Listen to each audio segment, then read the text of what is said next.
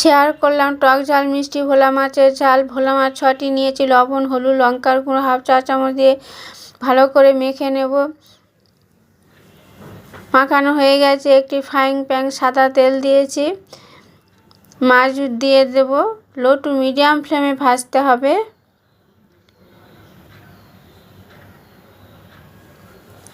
মাছগুলি উল্টে দেব।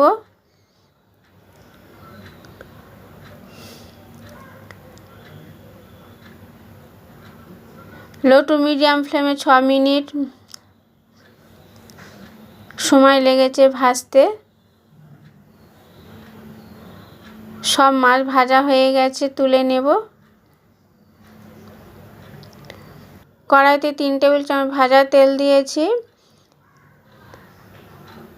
পেঁয়াজকলি দিয়ে দেব। লো টু মিডিয়াম ফ্লেমে 3 মিনিট নাড়াচাড়া করে ভেজে নেব। ভাজা হয়ে গেছে, তুলে নেব। ভাজা তেলের সাথে আর একটু তেল দিয়ে দিলাম।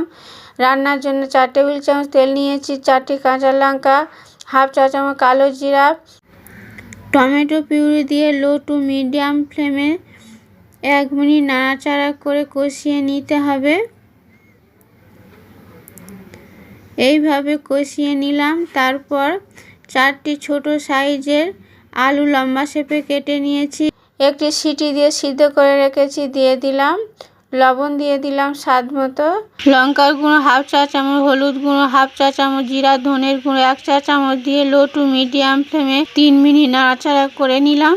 সাদা সর্ষে বাটা 3 টেবিল চামচ দিয়ে দিলাম। সর্ষে বাটা দিয়ে বেশি নাড়াচাড়া করব না।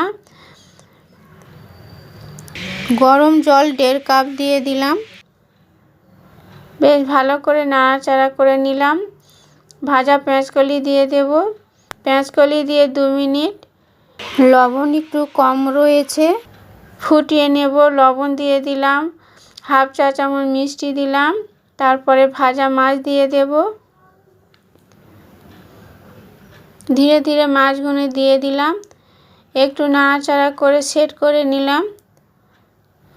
লো টু মিডিয়াম ফ্লেমে মাছ দিয়ে 3 মিনিট ফুটিয়ে নিয়েছি। এখানে নোনা মাছ রয়েছে। ধনেপাতা দিলাম 2 টেবিল চামচ।